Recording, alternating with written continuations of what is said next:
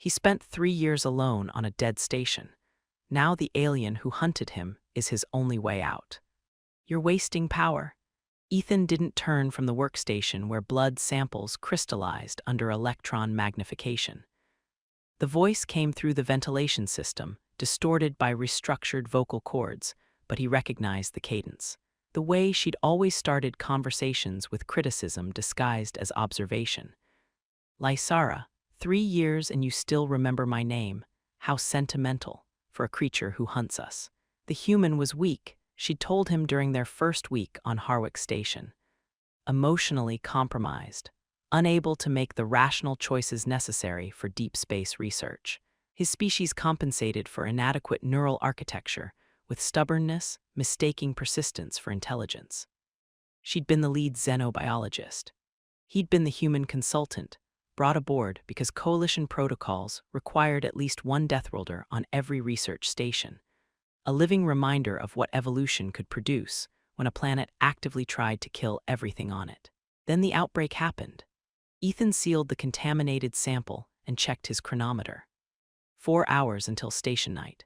4 hours before the UV barriers reduced to minimum output, and the transformed crew emerged from maintenance shafts and cargo bays to press against the light, watching him with bioluminescent patterns that strobed through colors he'd learned to interpret. Hunger, rage, fear, you should have died with us. The pathogen doesn't distinguish between species, but your immune system rejected it. Violently. Now you're alone, I'm working on a cure. We don't want your cure, we want you gone. The ventilation system carried the clicking harmony of her new language. Commands. Coordination. The transformed Savathi had been organizing for months, learning to tolerate brief UV exposure, planning. And Lysara, brilliant, calculating Lysara, had remained conscious through the transformation, leading them. Ethan grabbed his plasma cutter and moved toward the source of her voice. The lab's emergency lighting cast harsh shadows across corridors that had once hummed with research activity. Now they held only silence and the faint scratch of clawed hands testing barriers, searching for weaknesses. He found her in Section 7, wedged into a maintenance alcove where the UV grid had a blind spot. Her dermal patterns flickered weak amber pain or possibly amusement. The transformation had restructured her Savathi physiology into something designed for combat, all predatory grace and bioluminescent threat displays. She looked at him with eyes that held recognition. Going to shoot me, Ethan. Add me to your specimen collection. You broke quarantine. I came to negotiate. The plasma cutter's targeting laser painted a red dot on her chest. His finger rested on the trigger. 3 years of survival instinct screamed to fire, to eliminate the threat, to maintain the fragile balance that kept him breathing. But her patterns shifted to deep violet, the color she'd shown when her research proposal was rejected, when the coalition cut their funding, when she'd realized that bureaucracy moved slower than discovery. Frustration mixed with determination. They're coming tonight. All 247 of us. We're breaching Docking Bay 2 and flooding the station. You can't hold the barriers against that many. You'll run out of power in 4 hours, and then we'll tear through every corridor until we find you. Why tell me? Because I don't want you dead. I want you gone.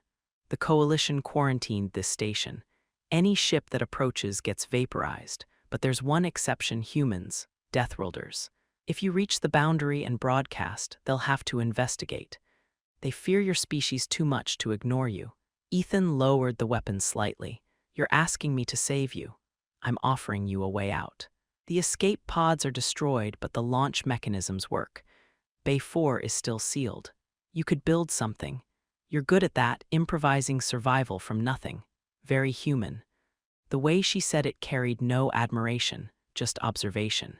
The same clinical tone she'd used when documenting his stress responses during decompression training, noting how human physiology adapted to environments that would kill her species. What do you get? Time. Time to organize before coalition forces arrive. Time to prove we're conscious, not infected animals. And you stop hunting us. The station shuddered. A distant boom resonated through the superstructure. They were starting early. Lysara's patterns blazed red. Warning. They're not waiting for dusk, they're breaching now. Emergency, klaxons screamed across the station. Ethan pulled up his wrist display and watched red indicators blossom across the schematic. Multiple hull breaches. Bay 2 compromised, 3 corridors filling with transformed Savathi. They had minutes, Bay 4. Now, he grabbed Lysara's arm, her restructured skin felt like leather wrapped around steel cable, and pulled her into the corridor. She moved with predatory efficiency, her new form perfectly adapted for rapid deployment through station infrastructure. She'd trained for this, he realized. Planned the route. They ran through passages thick with recycled air and emergency lighting. Behind them, the sounds of breach and entry echoed through the bulkheads. Claws on metal. The clicking harmony of transformed Savathi coordinating their assault. 247 former crew members flooding through the station like a living wave, hunting the last human who'd hunted them. The UV barriers flickered, power drain accelerating. Your barriers won't hold. You cranked them too high. The system's overloading. Then we move faster. Bay 4 waited empty and echoing. Ethan began pulling life support modules from emergency storage, while Lysara interfaced with the launch control systems, her clawed fingers moving across the panel with muscle memory that survived transformation. They built with desperate speed, hull plating from damaged sections, atmosphere recyclers, magnetic clamps, power cells. Something that barely qualified as a vessel but might survive the launch. The bay doors buckled. Transformed Savathi poured through the breach like water through a cracked dam, their patterns unified in collective fury. They saw their prey cornered, saw the Daywalker finally vulnerable. Patterns flashed red aggression as they advanced, claws extended, moving with hive coordination. Ethan sealed the improvised pod and yanked Lysara inside. The transparent hull plating gave them a viewport to watch the approaching swarm. Launch it, the trajectory calculations aren't finished, launch it now. She slammed her palm against the emergency override. Magnetic clamps released. Explosive bolts fired. The improvised pod shuddered and tore away from Harwick Station in a spray of venting atmosphere and debris, momentum carrying them toward open space in an uncontrolled tumble. Through the viewport, Ethan watched the station recede. Watched the transformed Savathi standing in the bay, their patterns broadcasting colors that cycled through confusion and something that might have been relief. The Daywalker was gone. Their hunt was over. The pod's rotation stabilized, sort of. They were spinning slowly, attitude control barely functional, but the trajectory looked survivable. Barely. Lysara pressed against him in the cramped space. Her transformed body radiated heat like a fusion core, her bioluminescent patterns pulsing in rhythm with her accelerated metabolism. This close, he could see the Savathi features still present under the restructured flesh. The way her eyes tracked movement, the tilt of her head when processing complex problems, were venting atmosphere from the starboard seals. Ethan crawled across the pod's interior and found the leak. A hairline crack in the hull plating where explosive bolts had fired too close to a weld point. He pulled emergency sealant from his pack and applied it with shaking hands.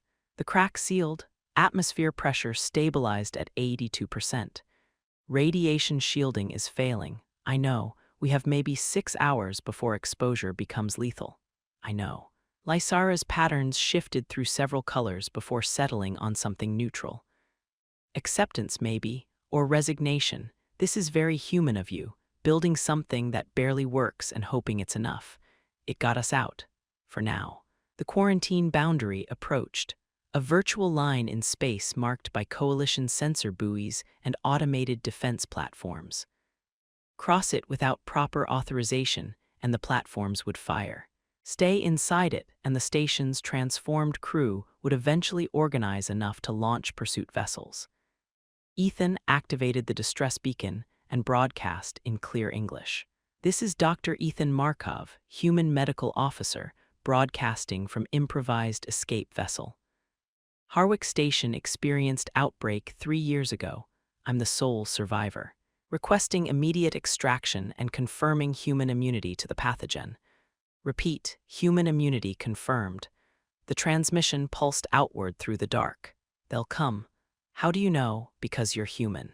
You survived what killed 300 researchers. That terrifies them more than the outbreak. They'll investigate. They have to. Lysara moved closer. In the cramped pod, there was nowhere else to go, but the movement felt deliberate.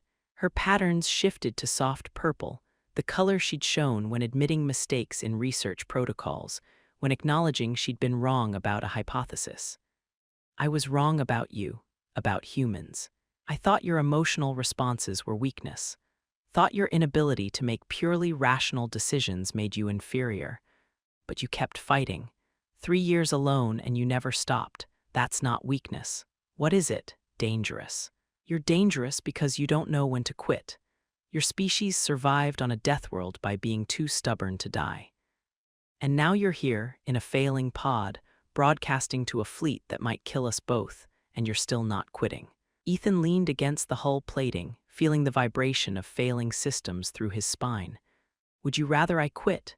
No, I'm just saying I understand now why the Coalition fears you. The pod's sensors chirped, something approaching. Fast. Lysara checked the display, her clawed fingers moving across the interface.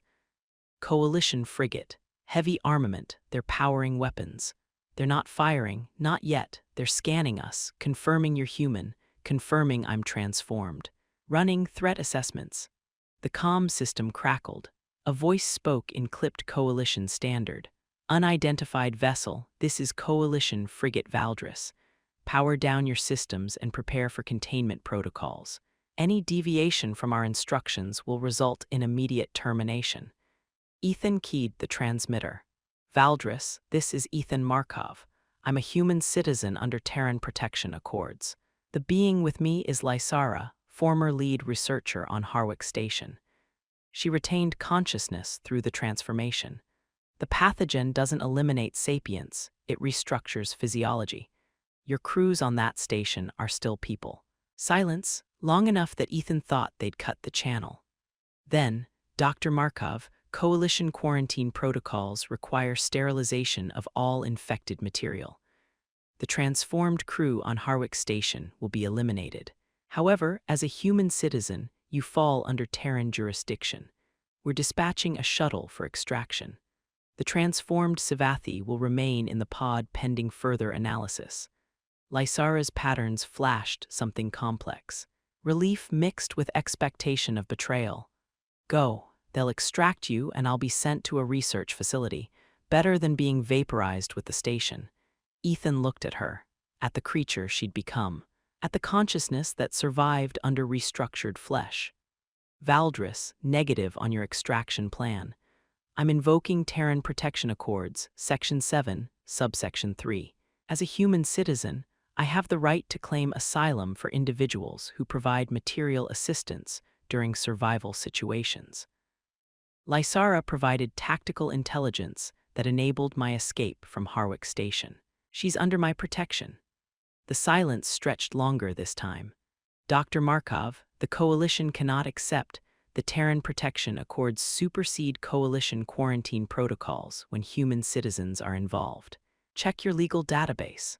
Section 7 gives me authority over anyone who aids in my survival. Lysara negotiated my escape.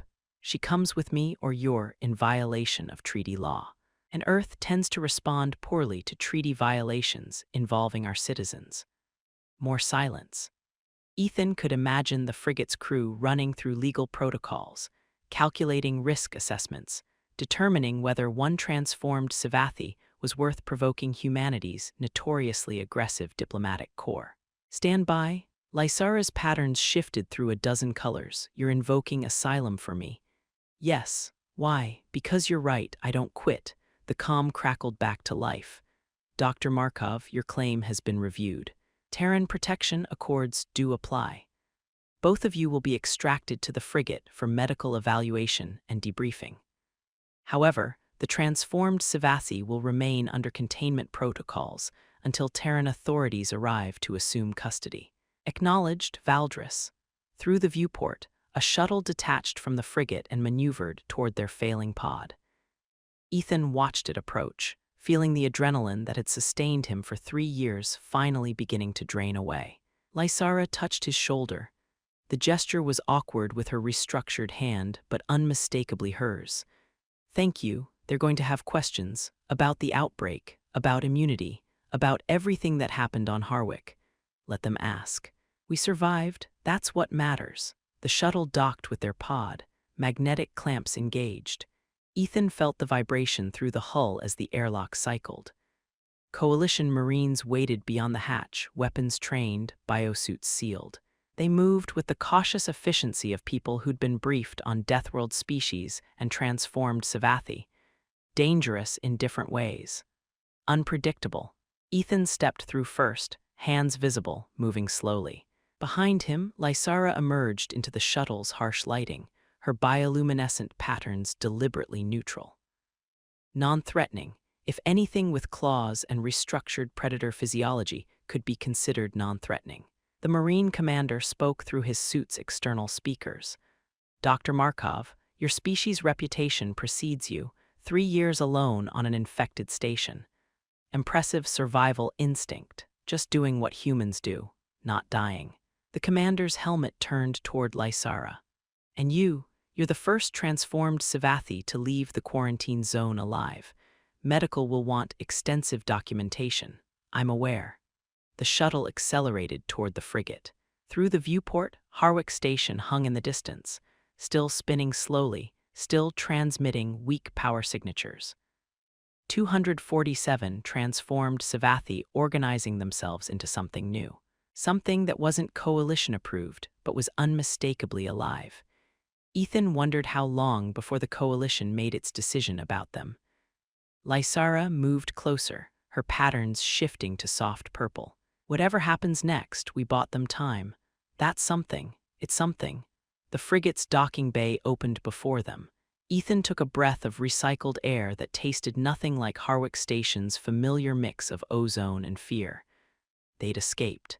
Survived, made it beyond the quarantine boundary with treaty law protecting them both. For now, that was enough.